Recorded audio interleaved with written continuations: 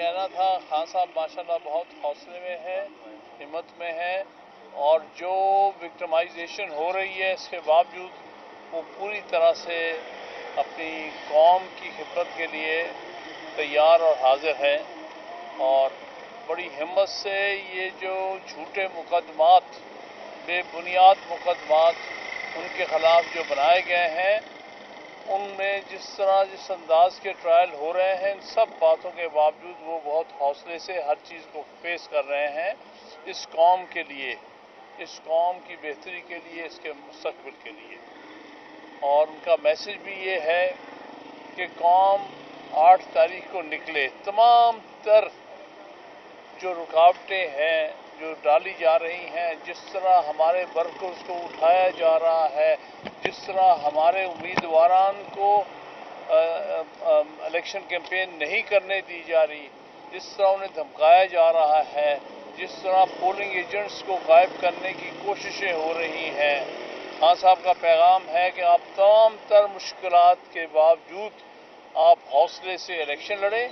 और कौम से हमारी रिक्वेस्ट ये है, खान साहब कह रहे हैं कि आप 8 तारीख को घर से निकलें और जाके अपना वोट पीटीआई के उम्मीदवारान को दीजिएगा और यकीन कीजिएगा कि उनका वोट का प्रॉपर काउंट हो जाए।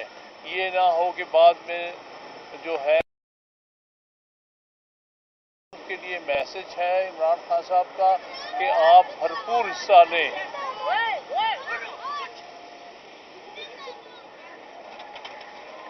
जी बताइएगा सर, आज इधर वाले केस में क्या पेशरफ्त की है? वो क्रॉस एग्जामिनेशन चल रहा है कंप्लेनेंट का। अच्छा हामिद खान साहब, कल जब बुशरा बीबी को जेल में यहाँ पर लाया गया तो रात को हमें पता चला कि उनको बनी गाला शिफ्ट कर दिया गया है। सोशल मीडिया पर ऐसी खबरें भी की जा रही हैं कि जो बानी पीटीआई और बुशरा बीबी थे उनकी दरख्वास्त पर उनको बनी गाला जो है सब जेल करार देकर शिफ्ट किया गया है। उसमें क्या हकीकत है, क्या कहते हैं? मैं नहीं समझता, क्योंकि वो जाने से पहले वहाँ हाई कोर्ट में आई थी, जो हम केस फाइल कर रहे हैं उस हवाले से, और उन्होंने मुझसे बात हुई थी मेरे से कि उन्होंने कहा जी कि मुझे क्या करना है। मैंने कहा आप बिल्कुल ऑनरेबली जाके अपने आप को बनी यहाँ अडयाला पेश करें और आप गिरफ्तारी कबूल करें।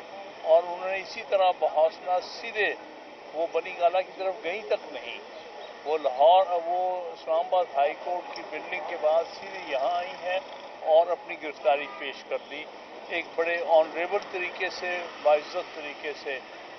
ये उसके बाद इस हुकूमत के फैसला है कि उन्हें वो सब जेल करार दिया और उनको वहाँ ले गए। इसमें बुशरा बीबी साहब का कोई ताल्लुक नहीं। Thank you.